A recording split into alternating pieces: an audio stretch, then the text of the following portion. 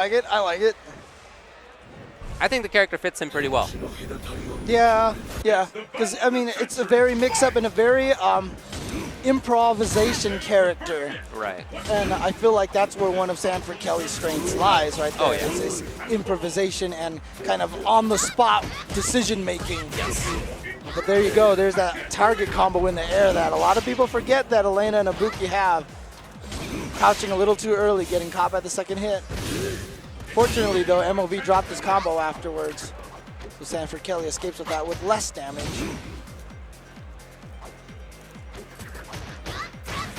Some slight pressure here from MOV, feeling things out. Seeing how Sanford deals with Ibuki pressure. Really hasn't gone for anti-airs. Wow, I like it. Crouching short, not much, but it's good to shut that down if you can. Oh, did it cross up? Yeah, I don't think I've ever seen that happen before. And you know what? I don't even know if MOV did that on purpose necessarily. Oh, a stun. Oops. Maybe another chance. Yeah, had to kind of improvise that combo after the whiffed neutral jump. Right. But still manages to pull it off. Good stuff. MOV takes round one. Sanford Wow, that's a hard knockdown when it only hits once like that, though. It's really interesting. Yeah, Sanford, I know, is a player who takes it very hard when he loses the international players. He really wants to beat the international players. And I can imagine right now if he loses to MOV, who's not even necessarily one of the top Japanese SF4 players, he's going to be very frustrated. Things aren't looking good so far. But here we go. Here's an opportunity. Oh, stays from the front. Yeah! Oh! The read. And there it is right there, that improvisation, that on-the-spot decision-making that I was talking about. Sanford, one of the best at that, just saying, you know what, I'm going to go from the front this time. You know, I'm just going to go immediate uppercut. Yep. Because he's going to do his own wake-up uppercut. And that's smart stuff. So Sanford Kelly basically stealing that last round.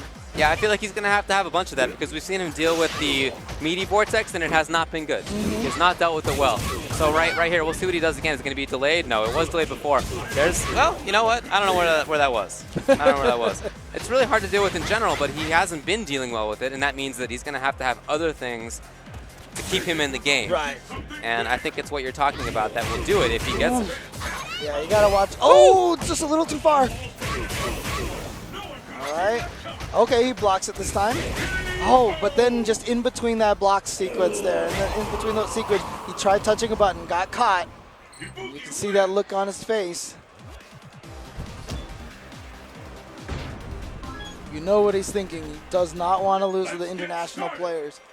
I mean, obviously he doesn't want to lose at all, but I think the sting is going to be there a little bit more if he loses to an international player. So I know at CEO, I think he lost to 2 international players, and he was very frustrated by that. Well, this is a lot better right now. Yeah. But Ibuki, you know, sometimes that's all she needs is this one knockdown. Yeah, sure. And here comes the mix-up, keeps going, good blocks. But again, just catching him with those frame traps, getting him to twitch, and that's going to be a stun. Wow, you were right. You were right, James. Yeah, look at this. Oh, and then he goes for it. And sometimes that on-the-spot decision-making can come back and bite him, and there was a perfect example. And just like that, MOV makes the comeback. Yeah, Sanford's play can be really hot and really cold, too, because he's all about making those big reads, and sometimes he has the right reads. In fact, oftentimes he has the right reads. Yes. Sometimes he doesn't, and it's two sides of the same coin. Yep. That's why he succeeds, and it's why he fails sometimes as well. You know, it's really interesting because against the lower-level players, it'll work very, very well. Then when you start playing against the top-level players, your returns of investment start to diminish heavily, which is why Sanford has the ability to beat anybody, but he just is generally always hasn't been able to finish in the top 3 or top 2 of a lot of these tournaments. Well, in this tournament so far, he's sent to losers, and again, that was not winners finals, it was winners semifinals. And on the other side of the bracket, we'll see who comes out of that. I really couldn't tell you, to be honest. The name I know best is Lap Chi, but we'll see. We'll see. Lap Chi is standing right there. It looks like he's about to jump on stream at this point in time. Ah, okay. But I will say one thing. Oh, no, not quite yet. Not quite yet. Yeah, we have one. Oh, okay, okay. But I will say one thing, though. you couldn't see it, but right as soon as he lost, Sanford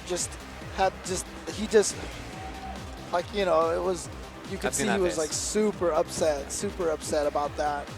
So yeah, hopefully he can recover from that though. That's the main thing right there. Bracket. Is if he can recover from that and keep going. Again, Alex Myers is lurking around in there in the losers bracket as well. So right. rough bracket, like you said, and Lap Chi, like you said, is also in this bracket. Who's also not a slouch at this game either. So yeah. Okay, well, D23. We're gonna go to that pool now. Winners finals will be Pi Smug from the US, from New York. There you see him, the Dudley. Yes. The Dudley.